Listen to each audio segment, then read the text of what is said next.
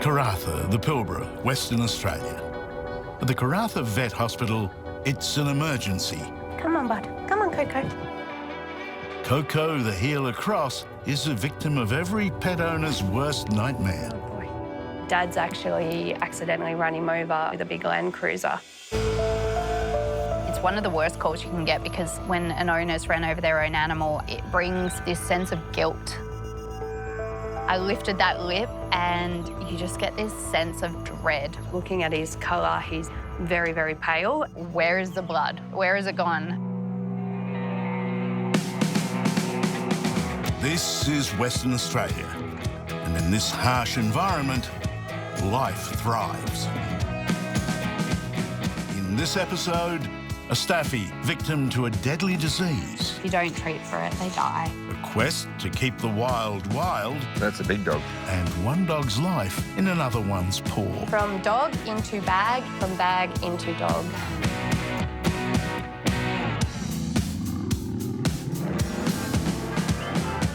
Animals and families share a bond, even a legacy.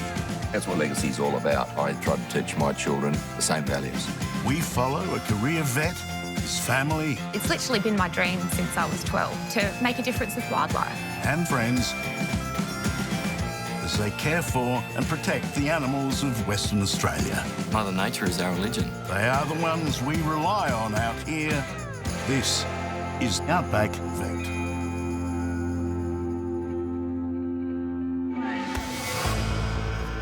Coco has been run over by his owner's car. He needs immediate treatment.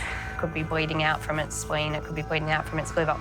Start going through the process of stabilising this dog. When I realised this dog is absolutely covered in ticks. Which could also be the reason why he's so pale. Even though Nurse Taylor's shift has finished, Dr. Katie needs assistance in stabilising Coco immediately. He's as white as a ghost, and I'm hoping it's from ticks and not because he's been run over. A tick is a blood-sucking parasite that attaches to the dog, attaches small and skinny, and then engorges and becomes this big, fat balloon. You have enough of them sucking that amount of blood each, and you can become anemic pretty quick. Firstly, Dr. Katie needs to know if Coco is bleeding internally. Popping the probe on immediately, it's kind of a relief from not seeing any huge amount of free fluid, so potential blood in the abdomen. But it is clear to Dr. Katie that Coco has lost a lot of blood somehow. The more I looked at this dog, the more I realised the infestation was just next level. Wow, so if you look here, even just clipping up his neck to take a blood sample, it was just covered in ticks. So yeah, it could be the reason why he has no blood. The common brown tick of Western Australia is not lethal to dogs like the paralysis tick. However, seeing those ticks, your mind shifts straight away. It was, hang on a minute, this dog's not necessarily bleeding out from being run over by the car. This dog has lost so much blood to these parasites that it potentially couldn't even get out of the way of the car. Even looking at his blood, like it feels thin, it looks thin, and I'm just seeing so many ticks. I just pop a catheter in. Oh, buddy, let's get this in, bud. Dr. Katie takes a sample of Coco's blood. We'll run some tests and see what his blood count is. The result of this blood test will show just how critical Coco's condition is. This little test is just going to tell me how little blood Coco does have. What I want to know is whether or not he needs a blood transfusion. So we're looking at a PCV of, say, 21, 22, which is very much borderline blood transfusion. For Coco, a blood count this low could be life-threatening. I'm not comfortable with the amount of blood that this dog has left in its body.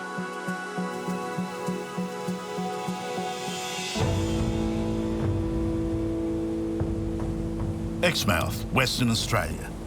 This picturesque peninsula is alluring to both tourists and locals alike, with pristine coral reefs and unique native fauna, especially the dingo. These animals are so intelligent. They're our top order predator. They're the great white shark of the land. As with any wild animal, finding a balance between natural habitat and civilization has its challenges. In this particular area, we believe there's a particular dog that's getting very close and very cheeky to the human population. And Dr. Rick is here to help.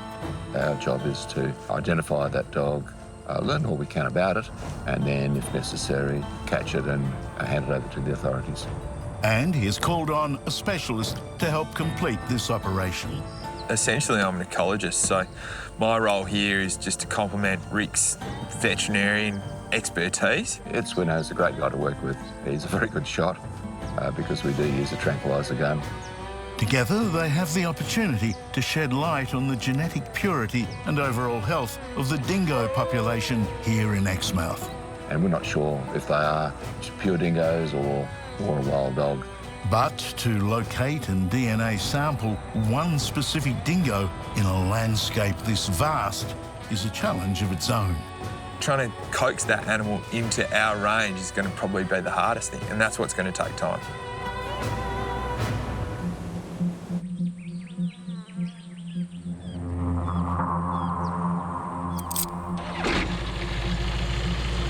Eyes trying to trim, so take off window wires, water mixture's closed, pins are in, checked. In order to locate this apex predator of the land, Dr. Rick opts for an aerial advantage. On a mission like this, it was great to have the microlight at the moment's notice. We're going to drop down to 100 feet and we're going to see if we can find you a dingo. As much as I know this country, it certainly showed it from a totally different perspective, being up in the air. At the Karratha Vet Hospital, Dr. Katie is concerned that a blood-sucking parasite called a tick has depleted Coco's blood supply, and he may need a blood transfusion. Hello, Fallon speaking. Hey, I've got a big favour to ask. Yeah. We've got a really sick little dog in the hospital at the moment who desperately needs some blood for a blood transfusion. We need your dog to step up. We need the blood. Can you come down now? Yeah, of course. Yeah, we'd love to help. Next minute, this horse of a dog walks in. Hello. Hey, buddy. And start the blood collection process. I was thinking, I need blood, I need Zeke. Having a dog of this size, it really does present as a perfect blood donor. You won't even notice, hey? He's got the temperament, he's obviously got the blood volume, and his owners are absolutely willing to help. He is going to get a little bit of a sedation, which is different to us going to donate blood, purely for the fact I don't want him wiggling around and jumping around. And then when he wakes up, he will get a cooked chicken. Of course he will. He's giving blood to a dog who desperately needs it at the moment. Zeke's not a little boy, so all hands on deck. Good boy. Can I have your big hoof? So that we can get that blood collection. Gotta be brave. Zeke's a frequent flyer. We've seen him since he was a tiny little puppy, which was never tiny, and he's just grown and grown and grown. Zeke is likely sedated and ready for his first blood donation. Feeling strong, Cara? Ready? 1, 2, 3. They aren't called Great Danes for nothing. Zeke's probably the biggest donor we've had in for a while. Blood donation absolutely is worth the effort. His owner, Fallon, she's been waiting for this opportunity so that he could donate, and here he is. It's a good thing to be able to say my dog donates and saves lives, because that's exactly what he's doing. Ready to pull out? You hold that one.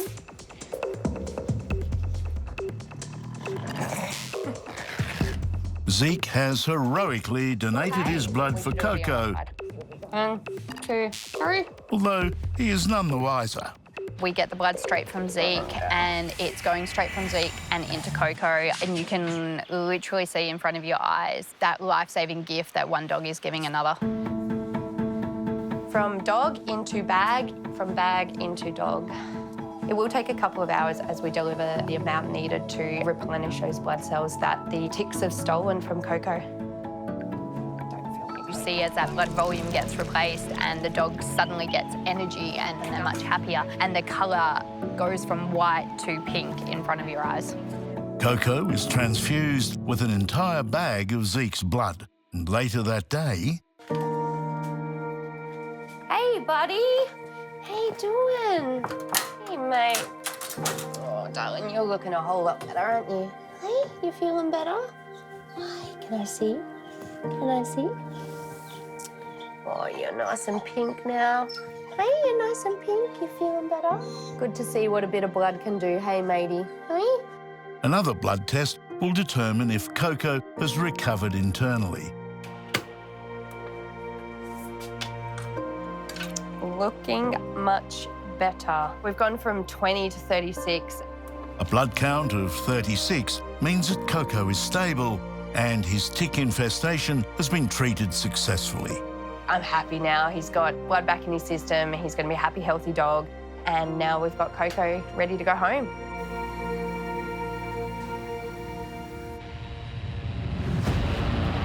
Back in Exmouth, Dr. Rick Fenny is high above the land in search of an elusive wild dingo that he needs to sedate and DNA test for genetic purity.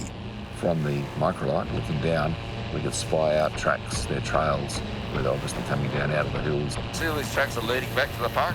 Yes. So I would imagine there could easily be dingoes. Might have been kangaroo tracks originally, or goat tracks, or human tracks. That's where you find the dogs. The dogs will always find the path of least resistance. So it was no doubt in my mind that that's where we needed to be. Ecologist Ed Swinho arrives and awaits Dr. Rick's report from above. When I see Rick come in, it's a good feeling. He's got a far better view from where he is to actually get a great spot for us to set up a hide. Very exciting. And together, they travel to the location identified in Rick's aerial survey. Pull up about here and have a scout around. It's the goods. Yeah, somewhere here. I think it looks like what we saw from the air.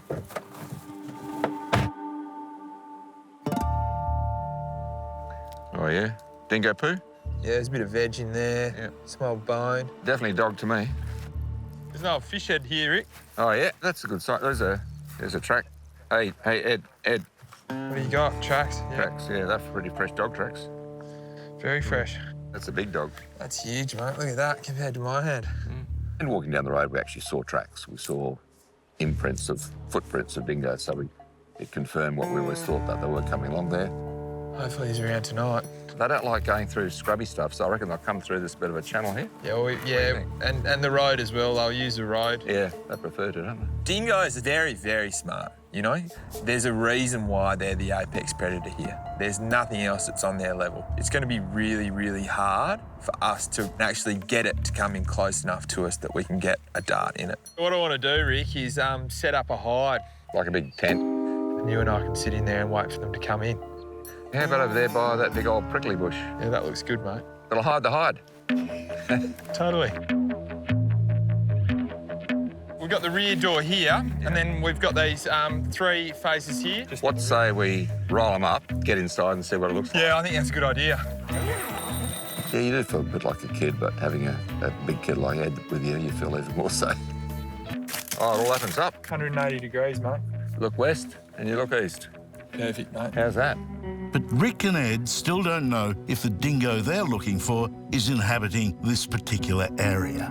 Set these up to record some video, give us a pretty good indication of when the dogs are most active around here. The trail cam becomes our eyes in the field when we're not there. It can give us to the minute timestamp of when the animals are coming in.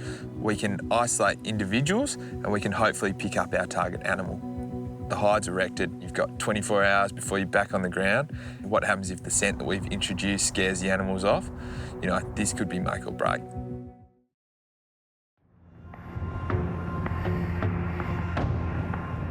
At the Karratha Vet Hospital, senior vet Dr. Katie Davis knows all too well there's no such thing as a routine consult.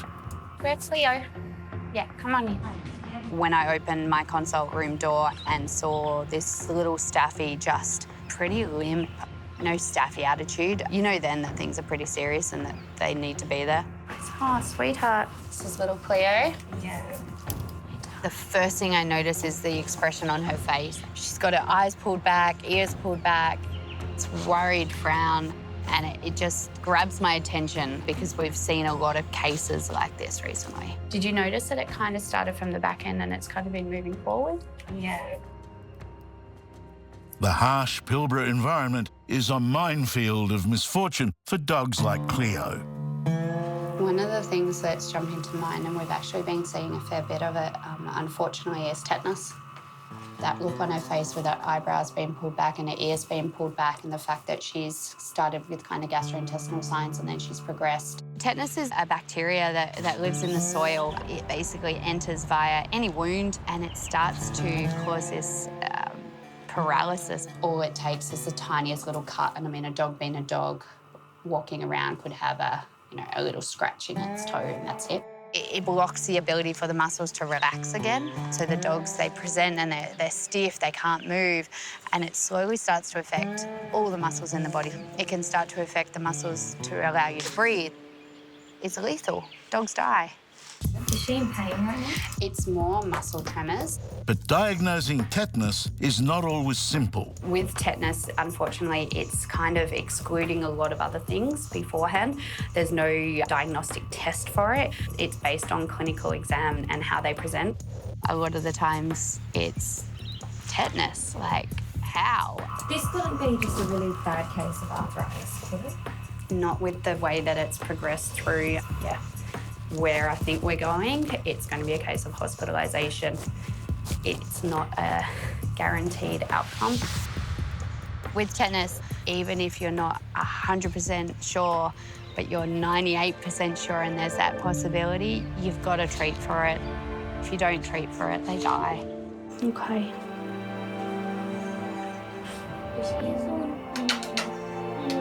You have to remember that that dog is their everything, and I've just told them horrible news. Whilst I'm going through the practicalities of talking about what we're going to do, she's focused on the fact that I've just said your dog may have tetanus, and it's heartbreaking for her. Okay. All right, little miss, you come up to me. Oh, good girl.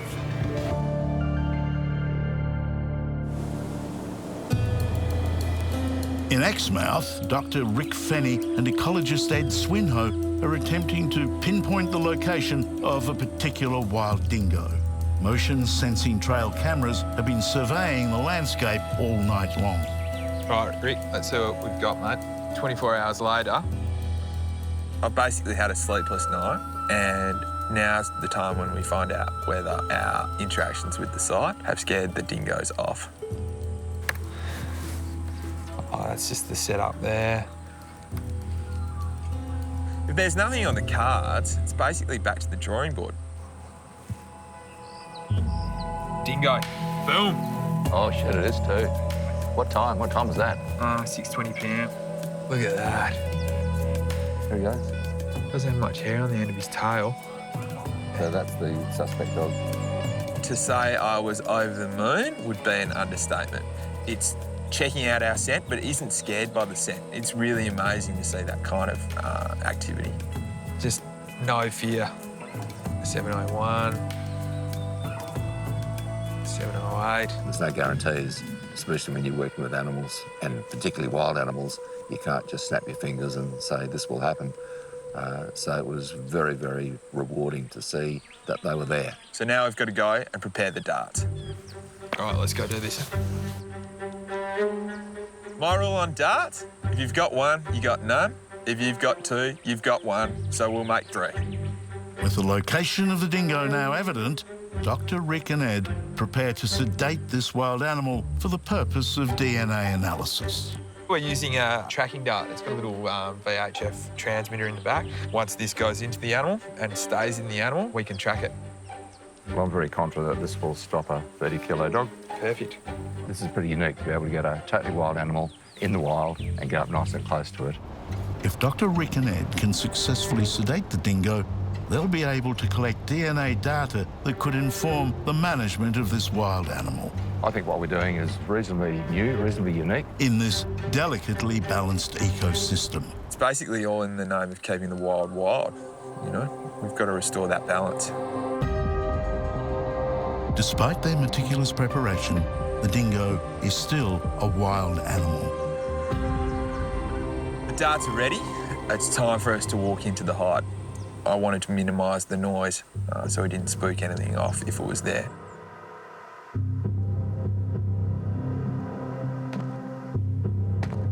So walking in, and out of the corner of my eye, I see a bit of movement. There's one. Straight off there. Take the shot. Take the shot, Ed. Probably not ideal because I don't think I'm completely ready. You gotta stay through there. This could be our only opportunity to get a shot.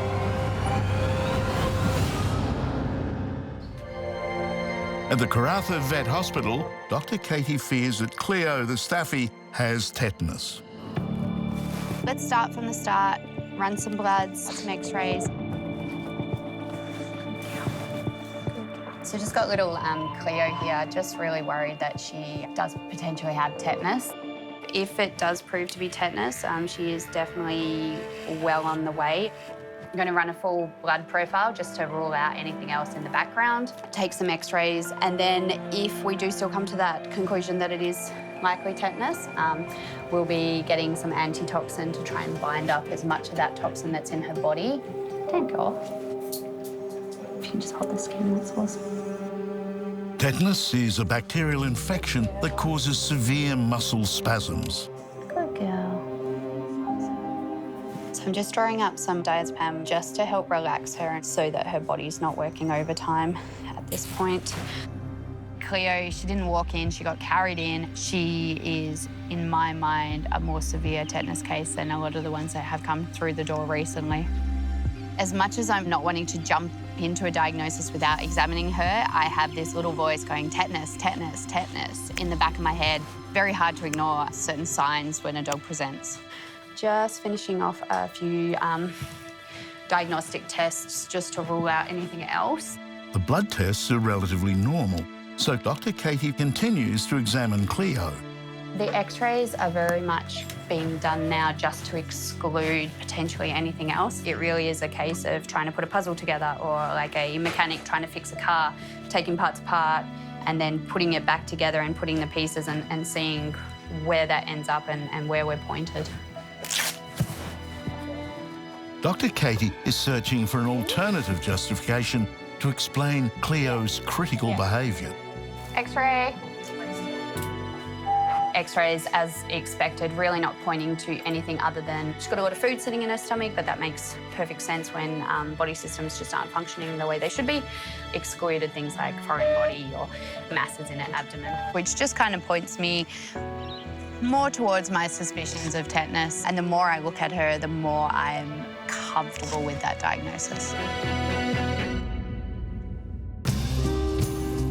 At Ocean Park Aquarium, marine biologist Ed Fenny and his best mate Duncan are preparing to rehome their rescued wobbegong shark. So we've had our tasseled wobbegong shark for just over 12 months, and he was actually rescued. An aquarium was closing down and they asked us to look after this little guy. So now he's too big for his home and it's time to move him somewhere bigger. Wobbegong sharks are amazing. They're really a prehistoric animal. These guys have been around for literally hundreds of millions of years. So to move the wobbegong shark to the bigger display, I'm definitely getting Dunk to help me. He's got experience. He's actually been bitten a couple of times by wobbegong sharks, so let's see if we can make it third time lucky. Yeah, I don't have a good history with wobbegongs, but you have to do what you have to do. All right, mate, I'll lift up his tail. It's going to turn around. If you can come in, yep. He'll go straight into the net. We'll lift him up and theoretically, it'll go straight into the net. So what I think will happen is Dunk will grab it by the tail, he'll get bitten in some part of his body, and then we'll slowly carry Dunk and the shark out to the biggest display and pop them both in. And hopefully lets him go. He needs a bigger home. He's done his time. He's a beautiful animal and he just needs to spread his wings. You good? Ready? Oh, yeah. He's going to go the other way now, isn't he? No. Oh, don't let him go. Oh. Yep, the net. Did you see that? Yeah. Okay, I got him. So we've actually got a perfect little home for him in the new aquarium. And Dunk and I will actually swim with him to make sure he gets in there safely and the bigger sharks don't bother him too much. Ed and Duncan rehome the wobbegong. It's kind of like going from primary school to high school. He's got to hang out with the big dogs now. That was perfect. He just went straight down into a little ledge. Looks happy already. He relies on sitting on the bottom and camouflaging, so it wouldn't have been nice for us to put him on the top and let everyone know he's there. So I think that was the right idea to swim him down.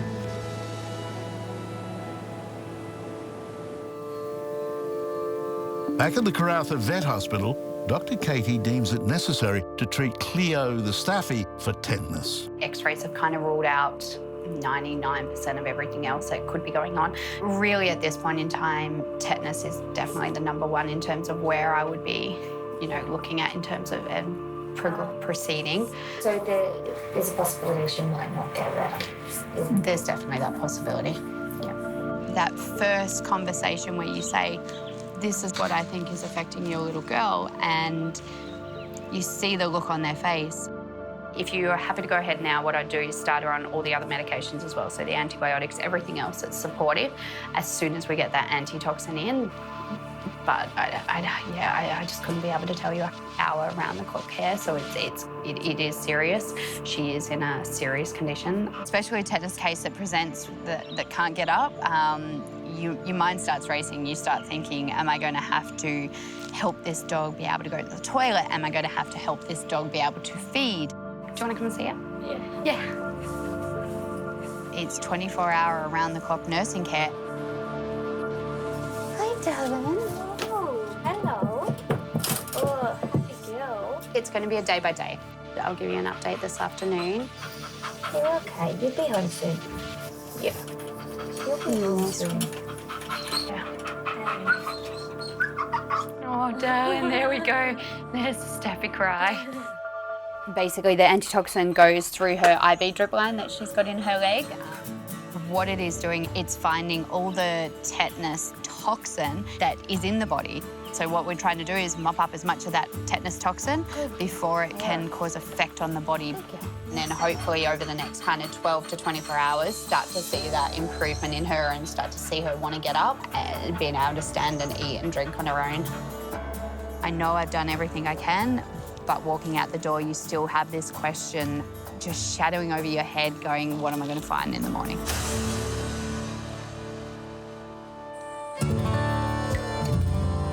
The following morning, Dr. Katie checks on Cleo.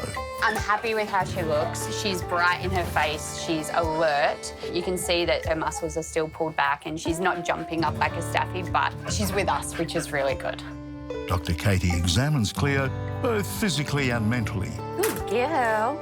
Good girl.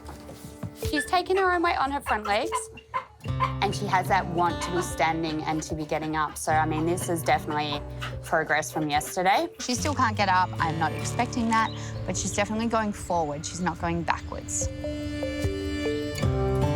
Cleo is still debilitated and her muscles are in need of gentle physiotherapy.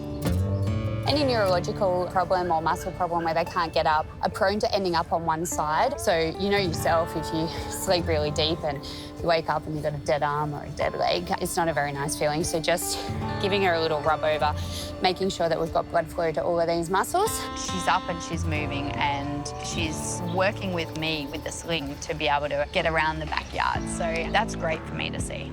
This is welcome news for Cleo's owner. You can see in her face, her ears aren't as tense back and her eyes aren't doing the pull back like they were yesterday where she was really tense. I know. What is it? Hang on. 12 hours after receiving the tetanus antitoxin, Cleo is showing signs of improvement. She's wanting to eat on her own means that she escapes me putting a very uncomfortable tube up her nose. That being said, she's not ready to go home, but better than yesterday. And as long as we keep being better than the day before. Along with Dr. Katie's medical guidance, Cleo also needs the supportive care of her owners. They were there every morning, every afternoon, doing physio, taking her out, giving her some sunshine, throwing the ball for her. She was a dog who loved a ball. They were doing physio, but in a way where it was enjoyment for her. The level of their dedication to her was just, it was amazing to see.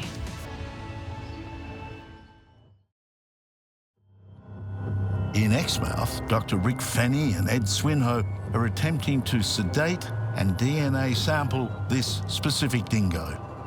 You gotta stay through that. It's probably not ideal because I don't think I'm completely ready.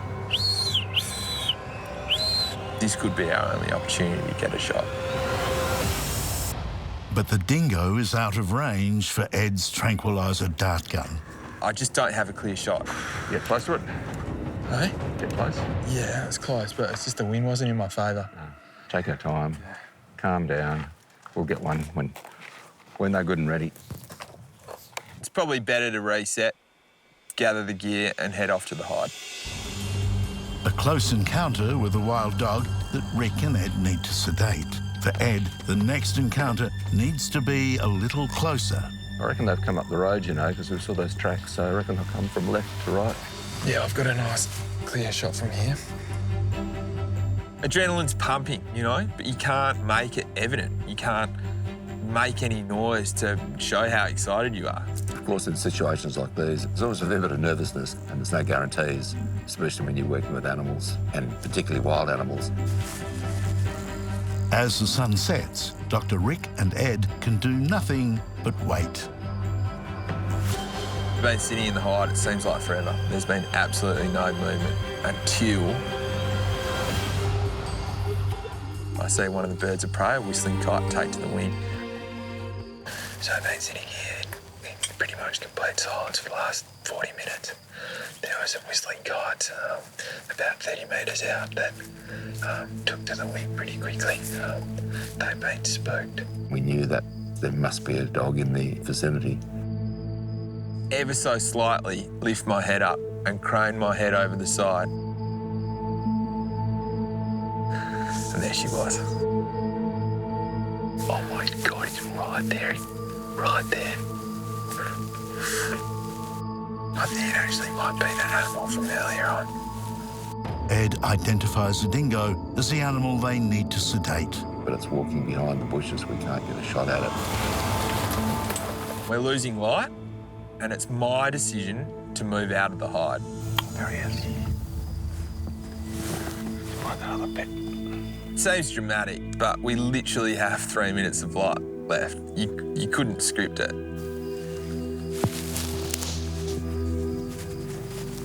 And then I've got to crawl across the road and find some sort of structure to hide my shape.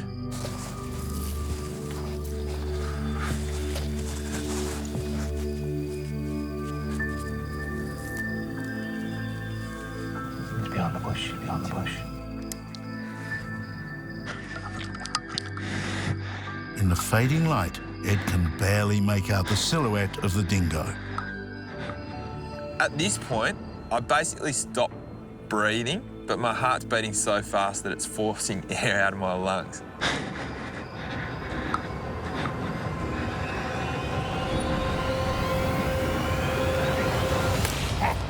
Got it. You got him. Let it go. Beauty.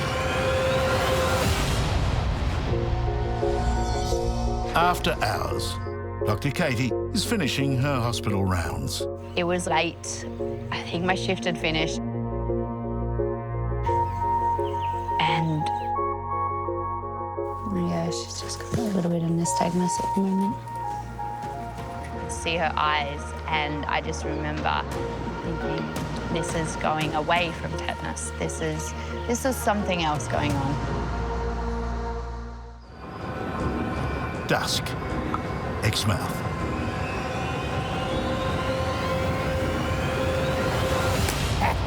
Got it. You got him. Let it go. Ecologist Ed Swinho has tranquilized the dingo. You got it. So Dr. Rick can obtain a DNA sample to determine its genetic purity. With almost seconds of light remaining, the dog steps out from behind a bush and he pings it.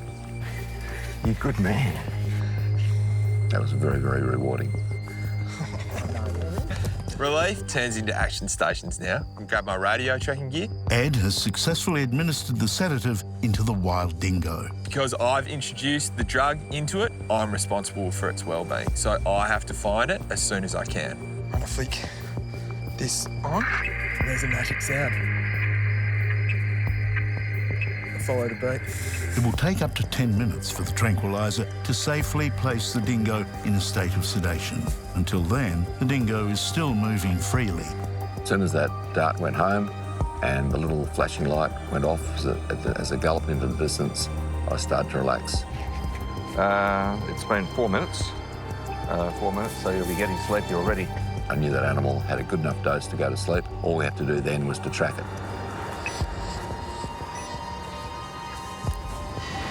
It's been nearly 10 minutes now. He should be asleep under a tree, surely.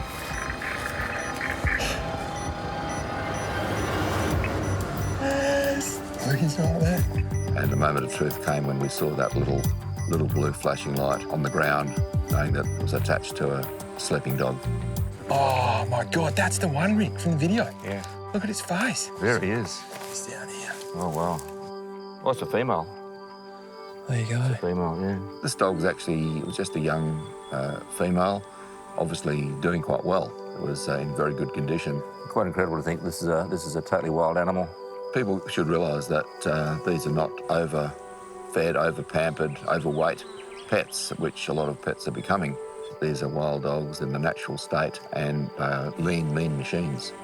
Typical for up here, very rufous kind of coloration on its nape. See how beautiful those teeth are? For two reasons. Number one, she's a young dog. Number two, she sort of eats everything, eats bones and hair and chews everything up, so those teeth are being worked all the time. Gums look good too, don't they, Rick? Yeah, and she's got a nice colour. After a general health assessment, Dr. Rick collects vital information in order to shed light on the purity and condition of the dingoes in this ecosystem.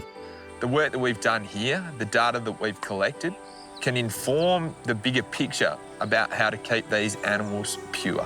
We'll try and get a little blood sample. We're on the knife's edge here. It's our opportunity to make a change, and hopefully Rick and I have done so. Same anatomy as a domestic dog. It's a bit of blood. These dingoes are impacting on humans, or humans impacting on dingoes, and it's probably a bit of both. We've got bloods, we've got a skin scrape, we've got DNA. That's what we really want, you know. So hopefully what we've done here, the information that we've gathered, the positive outcome that we've had will go towards prolonging their existence in this ecosystem. So what's next for her? We hand her over to the authorities and wait for the results of the DNA test. We're out of here, mate. Nice one. Well done. Good work, once again. Dingoes are wild dogs, both a native fauna and a declared pest in the state of Western Australia. Dr. Rick and Ed Swinhoe are hoping to contribute to the scales of justice and find a balance between civilization and the wild. Cleo the staffy is in hospital after potentially contracting tetanus. Overnight, Cleo's condition has deteriorated and Dr. Katie is concerned. I think it hit me at that point that she wasn't going to be a simple tetanus treat and get home. Hey, sweetheart. Good girl. Up until this point, she was progressing the way I would expect. And then she took a sharp left turn. And it scared me. Okay, have I completely missed something? Have I completely wrongly diagnosed this? Or do we have two things going on? And have I fixed one to now uncover something that was happening prior? Dr. Katie performs another neurological exam on Cleo. And listening to my gut, I mean, that's the vet that I am.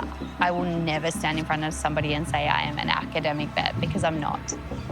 Sometimes it makes you feel sick. When you see something and you go, I know where this is going. What can I do to try and change it? Can I try and change it? And it's hard. It's really hard. Just a weird one. See? Dr. Katie reaches out to a neurological specialist and the expert suspicions are confronting. I've had this dog who is paralysed down one side. Can you help me figure out exactly what's going on at this stage? But she always falls and always turns to that right-hand side. She does, yeah. Cleo's condition has deteriorated and she's now unable to walk. Both Dr. Katie and the specialists fear it might be permanent. So her concern is that Cleo has suffered another event and then she's been left with what's underneath. What's underneath scares me more than the tetanus. She has very limited function on that right side. A potential blood clot in Cleo's brain may be inhibiting her ability to walk. If we were in Perth, I would be telling you, go and get a CT scan, go and get an MRI to have a look and see. We're not in Perth. Do I think they're going to be able to give you 100% fix down there? It just sucks because like her head's still there, like her 100% her head's still there, 100%. My biggest thing at that point was let her go home. She needs to go home. Get her a hamburger, take her to the beach. Let her enjoy the time that she has and make an assessment when you get her home. See where you guys are sitting. We get her in the car, and to be honest, that was a good feeling, even though I knew exactly where this was going to end and I knew that I would probably be at their house pretty soon. She got to go home. Cleo spends a day in the comfort of her own home before her owners contact Dr. Katie. They have made the decision that it is now Cleo's time. A lot of us are going to this field where we're driven to be perfectionists. We have this massive drive and need to fix everything. And when we can't, oh, it hurts. You have to find ways to cope with it because sometimes you're not going to be able to win every case. And that's okay.